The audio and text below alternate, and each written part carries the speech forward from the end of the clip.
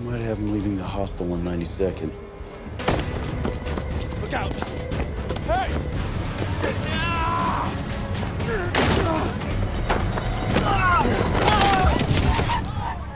Halo Flickers, welcome to Sneak Flicks. Dengan bangga kami mempersembahkan kepada kalian ulasan lanjutan series berjudul The Blacklist season keempat. Disclaimer, bagi kalian yang baru mengikuti series The Blacklist, saya sarankan untuk menonton dari episode 1 terlebih dahulu dan playlist ada di card pojok kanan atas. So, without any further ado, let's get into it. Scene dibuka oleh sebuah diorama yang diciptakan oleh seseorang. Diorama itu menampilkan seorang wanita yang tengah tewas tenggelam di sebuah kolam. Di satu sisi, Tom dan Kin yang telah bahagia setelah Kin diampuni oleh Presiden Amerika terkait setiap kasus yang menimpanya dan ia kini secara resmi menjadi agen FBI yang aktif. Kini mereka mencoba untuk memperbaiki satu kesalahan lagi, yaitu semua paspor yang dimiliki oleh Tom. Kin sebenarnya telah tak mempermasalahkan paspor tersebut asalkan Tom mau untuk membuangnya. Ketika mereka sedang berbincang, tiba-tiba saja pintu apartemen mereka terketuk oleh seseorang. Dan ketika mereka membukanya, yang Kin temukan hanyalah sebuah diorama yang bertuliskan, "Selamatkan dia." Dan ternyata diorama tersebut bukanlah sembarangan diorama, melainkan sebuah ramalan kenyataan karena wanita yang digambarkan dalam diorama tersebut terbukti tewas ketika ia sedang berenang dan seperti tersedak sesuatu hingga membuatnya mengambang di dalam kolam tak bernyawa. Dan inilah The Forecaster, blacklister nomor 163 yang terdaftar dalam daftar hitam milik Reddington. Karena penasaran dengan apa pesan di balik diorama tersebut, Kin lantas membawanya ke lokasi hitam. Awalnya Ara mengira diorama tersebut adalah ciptaan dari Kin, namun Kin sendiri tak tahu siapa yang membuatnya karena ia tiba-tiba menemukan diorama tersebut tepat di depan pintu apartemennya. Dilihat dari jubah hitam yang berada di diorama itu, jubah tersebut milik seorang hakim. Ya, Hakim Federal Teresa Culpepper ditemukan tenggelam di kolam klub renangnya pagi ini. Penjaga klub melihatnya masuk sekitar pukul 8 pagi dan lalu 30 menit kemudian 911 menerima telepon dari seorang pegawai yang mengatakan ia telah tenggelam. Cooper bertanya, seseorang membuat diorama ini setelah mengetahui peristiwa dan meletakkannya di depan pintu apartemen Kin? Kin menjawab, tidak. Karena Hakim Culpepper tewas pada pukul 8 pagi, sementara ia menemukan diorama ini pada pukul 7 pagi, yang artinya seseorang telah mengetahui peristiwa tersebut akan terjadi sebelumnya. Samar menduga mungkin saja orang yang mengirim diorama tersebut adalah pelakunya, tetapi Cooper meminta kepada para agennya untuk mencari setiap petunjuk dengan mengirimkan diorama tersebut kepada lab. Lalu Scene bergerak kepada Reddington yang terlihat seperti hendak menyewa sebuah apartemen serba putih, bersih, dan tentunya rapi. Agen propertinya saat itu dengan sabar menjelaskan setiap hal yang tak Reddington ketahui. Lalu tiba-tiba Kin datang menghampirinya. Reddington berterima kasih terlebih dahulu kepada agen properti tersebut, lalu mempersilahkan Kin untuk berbicara. Ternyata kedatangannya saat itu adalah Kin ingin berterima kasih kepada Reddington karena telah meminta secara khusus kepada Presiden Amerika untuk mengampuninya. Reddington hanya tersenyum, lalu ia mulai membahas terkait kasus Kin yang ia ketahui dari Dembe. Reddington juga telah melihat foto-foto yang Kin kirimkan kepadanya. Dan ia memberitahu kepada Kin jika Hakim Culpepper adalah hakim yang tak bisa disuap, yang artinya akan ada banyak penjahat yang menginginkan kematiannya. Ia akan mempersiapkan penjaga di luar apartemennya untuk melindungi keluarga Kin. Tetapi Kin menolaknya karena ia merasa pembunuh tersebut hendak ingin mengadu kecerdasan dengannya. Reddington meminta kepada Kin untuk tak menganggap enteng pembunuh tersebut karena ia adalah salah satu penjahat yang berada di dalam daftar hitam miliknya. Jika ia telah membunuh seorang hakim federal, maka artinya ia juga sedang mengincar seseorang dengan tingkat jabatan yang lebih tinggi. Di apartemen milik Kin, saat itu Tom yang sedang membersihkan barang-barangnya sembari bernyanyi di hadapan Agnes, tiba-tiba mendapat ketukan di pintu.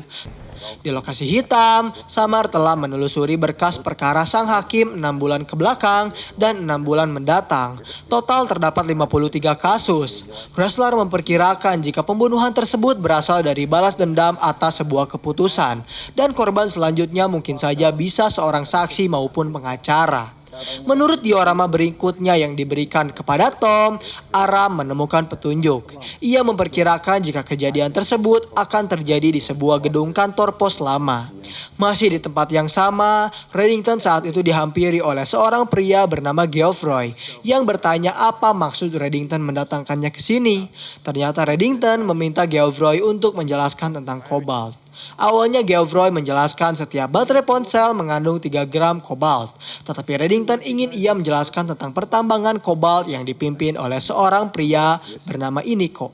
Karena ia ingin bergabung dalam investasi tersebut. Geoffroy menolaknya. Ia tak memiliki wewenang untuk hal tersebut dan Reddington harus segera bertemu secara langsung dengan Iniko untuk membahas hal itu. Reddington menjelaskan jika temannya dibunuh oleh Iniko tepat di tempat yang sedang Geoffroy pijaki. Entah bagaimana bisa, Iniko membersihkan pembunuhan tersebut seolah-olah seperti tak terjadi apa-apa. Sementara itu, para agen FBI telah berada di tempat untuk memeriksa situasi di dekat kantor pos lama. Sembari berkomunikasi, Kin memberitahu rekannya jika orang yang mengirimkan diorama ke apartemennya bernama Fiona Driscoll menurut sidik jari yang ia temukan di apartemennya. Lalu tiba-tiba Ara meminta kepada mereka untuk bersiap-siap karena ciri-ciri dari pelaku telah berhasil ia dapatkan. Ketika para agen lainnya mengira pelaku adalah seorang pria yang menggunakan sepeda, ternyata Kin berpendapat berbeda. Ia langsung meminta seorang pria untuk segera menundukkan kepalanya ketika Kin melihat pengendara motor menodongkan pistol. Beruntung saat itu Kin berhasil menyelamatkan nyawanya. Kembali kepada Reddington yang pada akhirnya bertemu dengan Iniko secara langsung.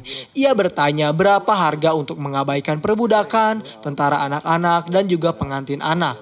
Iniko mengira kedatangan Reddington kepadanya karena ingin berbicara tentang bisnis. Memang Reddington tertarik dengan investasi tambang yang dipimpin oleh Iniko. Namun ternyata Iniko menolaknya. Ia tak mau Reddington bergabung ke dalam bisnisnya.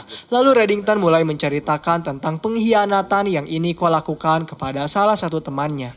Teman dari Reddington begitu mempercayai Iniko hingga ia rela melakukan apapun untuknya. Tetapi Iniko dengan begitu mudahnya berkhianat hingga membunuhnya. Iniko yang merasa tak bersalah tiba-tiba menawarkan foie gras kepada Reddington yang langsung ia tolak secara mentah-mentah. Lalu ia berkata foie gras diciptakan dari hati angsa yang membengkak dan membusuk. Secara tak langsung, orang yang menikmatinya menyiksa angsa. Lalu Reddington bersama Dembe pergi begitu saja.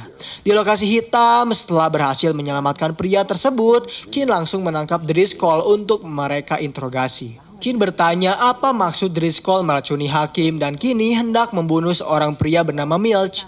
Saat mendengar nama tersebut, Driscoll justru baru tahu jika nama target berikutnya adalah Milch. Setelah itu, ia mencoba menjelaskan jika pembunuhan ini sebenarnya bukanlah ulahnya. Lantas Ressler bertanya siapa pembunuhnya. Bukti sudah sangat jelas, Driscoll lah yang telah menyimpan diorama tersebut di depan pintu apartemen milik Kin. Akhirnya fakta terungkap ketika Driscoll menceritakan bahwasanya ia hanya ingin memperlihatkan diorama tersebut kepada Kin karena dirinya juga kebingungan. Kin bertanya mengapa ia tak melaporkan hal itu kepada polisi. Sebenarnya Driscoll pernah, tetapi ia dianggap seperti orang yang tak waras oleh para polisi. Hingga suatu hari dirinya melihat Kin di berita dan mulai mengikutinya. Karena Driscoll merasa Kin bisa mengerti tentang semua ramalan itu. Kin kembali bertanya sudah sejauh mana penglihatan yang ia miliki terjadi. Driscoll menjawab sekitar 2 tahun lalu. Kemudian ia mengajak mereka berdua ke kediamannya. Di sana ia memperlihatkan diorama lainnya yang menggambarkan kecelakaan yang sudah terjadi bertahun-tahun lalu. Awalnya Kin mengira penglihatan itu dimiliki oleh Driscoll, namun ternyata Driscoll memberitahu jika penglihatan tersebut dimiliki oleh putrinya yang bernama Maggie dan berusia 9 tahun. Driscoll menjelaskan bahwa penglihatan Maggie berbeda dengan anak pada umumnya. Dokter menyebut Maggie sebagai kumpulan cacat lahir akibat dari virus rubella yang menyerang janin. Dimulai dari masalah jantung gangguan pendengaran hingga sejumlah masalah perkembangan. Semua penglihatan itu dimulai pada Februari 2 tahun lalu ketika Maggie tiba-tiba menggambarkan sebuah bus dan kereta mengalami kecelakaan. Dan diorama yang ia ciptakan berbuah kenyataan ketika terjadi sebuah kecelakaan kereta di Ukraina. 13 orang tewas dan 6 lainnya luka-luka. Tak ada orang yang Maggie kenali yang tak Driscoll kenali, sehingga mereka selalu berada di ruang lingkup yang sama. Lalu Kin bertanya-tanya bagaimana bisa semua ini terjadi. Akhirnya mereka kembali ke lokasi hitam dan Aram memperlihatkan setiap di Naples hingga kebakaran di Jaipur. Kuat diduga terdapat seorang pembunuh yang tak Maggie kenali berada di balik semua kejadian ini. Sementara itu di lokasi keberadaan Reddington, ia kembali dihampiri oleh Geoffroy yang marah karena kini Iniko tak lagi mengaitkan dirinya saat terjadi transaksi. Terlebih Iniko tak mau menghubunginya. Lalu Reddington hanya terdiam. Ia berpikir jika mungkin saja Iniko telah mendapatkan anak buah yang baru yang akan menggantikan posisi dari Geoffroy, kemen yang tak jauh dari tempat tinggal Maggie. Menurut informasi yang ia tahu, Maggie menggunakan alat bantu pendengar dan mungkin saja pembunuh tersebut melakukan panggilan telepon yang tak sengaja bocor hingga tersambung ke dalam frekuensi yang sama dengan alat bantu pendengar yang Maggie kenakan. Apabila semua itu benar, maka besar kemungkinan mereka bisa menemukan pelaku. Lantas rencana pun segera dilaksanakan. Para agen FBI telah berada di kediaman Maggie untuk menunggu panggilan selanjutnya. Aram juga telah menonaktifkan semua alat elektronik yang bisa mengganggu frekuensi alat bantu pendengar Maggie. Tak membutuhkan waktu yang lama, alat pelacak milik Aram langsung berfungsi dan Maggie yang telah mendengar percakapan tersebut pun ikut bereaksi dengan langsung membuat sebuah diorama terbaru. Dari percakapan tersebut, mereka masih mengupayakan pembunuhan terhadap Milch yang masih menjadi target mereka. Sang pembunuh mengatakan ia tak bisa melakukannya karena saat kejadian terdapat pihak FBI yang telah mengawasinya. Akhirnya orang yang menyewa pembunuh tersebut menutup teleponnya yang membuat Aram kehilangan kontak mereka. Aram yakin mereka akan segera menemukannya apabila panggilan tersebut kembali terjadi. Beruntungnya, tak berlangsung lama panggilan kedua pun kembali dimulai. Saat itu mereka berdua tengah membicarakan tentang Maggie yang diduga mengetahui rencana mereka. Ibu dari Maggie telah melaporkan mereka berdua ke polisi. Tetapi saat itu polisi menghiraukannya sehingga ia nekat mendatangi FBI. Apabila mereka tak bisa menangkap anak kecil tersebut, maka mereka akan berada dalam bahaya dan ia ingin pembunuh tersebut segera menangkapnya. Belum lama telepon ditutup, Kin terlebih dahulu berhasil menemukan seorang pria yang sedang memegang ponsel. Lantas ia langsung memberitahu wrestler untuk segera pergi ke gedung apartemen tersebut. Namun sayangnya ketika wrestler dan Kin tiba di apartemen itu, mereka kehilangan jejaknya. Kin mencoba untuk meminta bantuan kepada Aram dengan melacak seorang pria berkulit putih dengan tinggi 178 cm. Tetapi ternyata Aram justru menjadi korbannya ketika ia ditemukan tak sadarkan diri dan pembunuh itu berhasil menangkap serta menculik Morgan. Di satu sisi, Reddington masih dalam percakapan yang sama.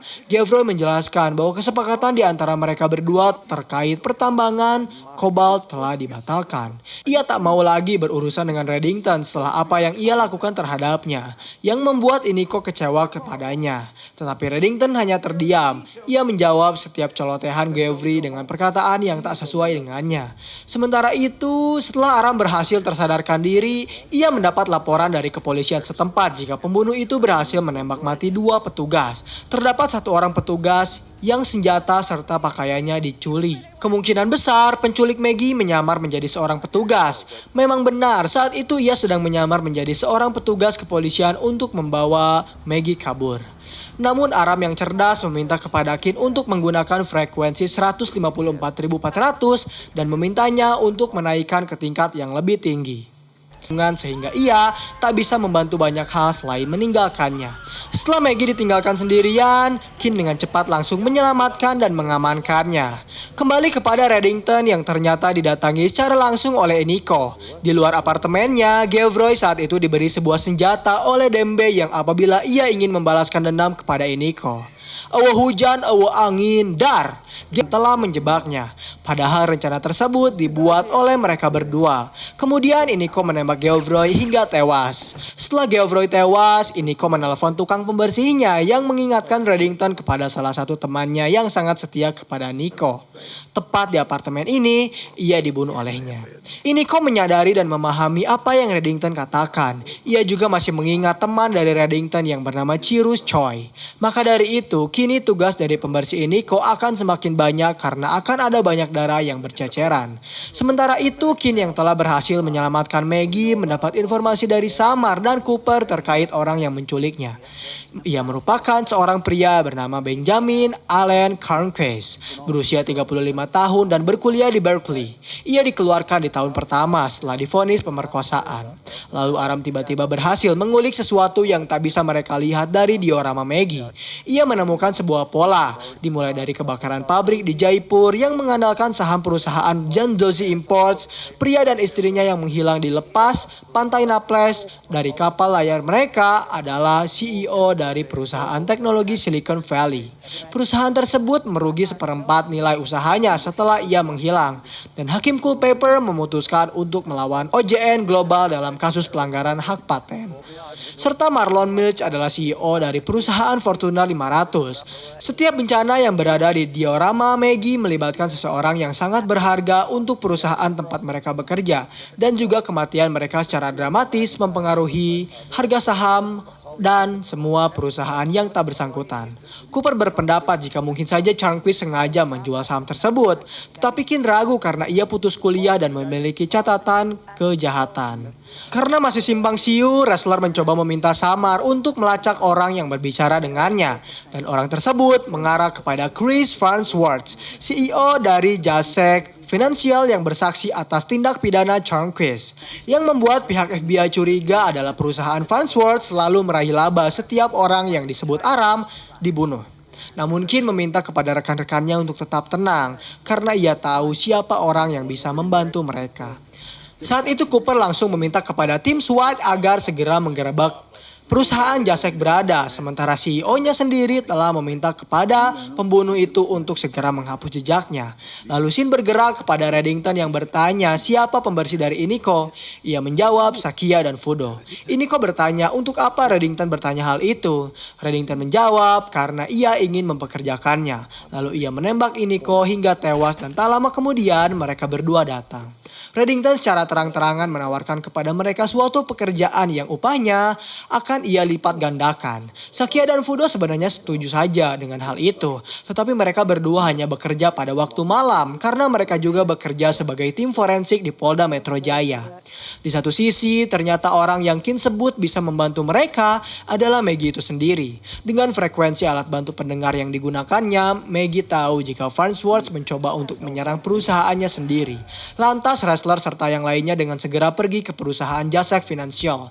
Di sana mereka mengaras seorang pegawai yang sedang berada di dalam lift. Farnsworth telah menyerangnya terlebih dahulu yang membuat lift otomatis tak terkontrol. Beruntung saat itu Kin bisa menghentikan lift tersebut dengan menggunakan rem darurat sehingga pegawai itu tak jatuh dari lift hingga tewas. Meskipun begitu, mereka gagal menemukan pembunuh berantai tersebut. Dan scene terakhir di episode kali ini memperlihatkan Reddington yang takjub dengan pekerjaan yang Sakia dan Fudo lakukan. Mereka sangat teliti dan bahkan tak meninggalkan noda sama sekali. Lalu tiba-tiba Kin datang menghampirinya. Ia menjelaskan kasus yang baru saja selesai tapi sedikit tanggung karena mereka gagal menemukan pembunuhnya. Reddington mengaku ia pernah ditawari untuk berinvestasi di sana, tetapi karena dirinya bukanlah orang yang mudah percaya akan investasi bodong seperti Binomskui, alhasil ia menolaknya. Kemudian Reddington tiba-tiba bertanya apakah ia diperbolehkan melihat apartemen terbaru miliknya. Kin menjawab, tak boleh, lain kali je. Setelah itu Kin pulang ke rumah untuk menyelesaikan urusannya bersama Tom. Tetapi tiba-tiba pintu mereka kembali diketuk dan ternyata orang tersebut adalah Dembe. Ia hanya ingin memberitahu perihal Kaplan dan Reddington. Saat ini situasi semakin memburuk. Ia seperti tak mengenal Reddington sebelumnya ketika dirinya hanya memikirkan keselamatan Kin dan Agnes. Terlebih, Reddington bahkan dengan teganya membunuh Kaplan. Dan episode 10 di season 4 pun berakhir di sini. terima kasih telah menonton video pembahasan series dari The Blacklist. Bagaimana tanggapan kalian? Komen di bawah untuk rekomendasi film atau series selanjutnya. Klik tombol subscribe untuk mengikuti perkembangan channel ini dan klik tombol like jika kalian menyukai pembahasan kami. Dan sampai berjumpa kembali di episode selanjutnya.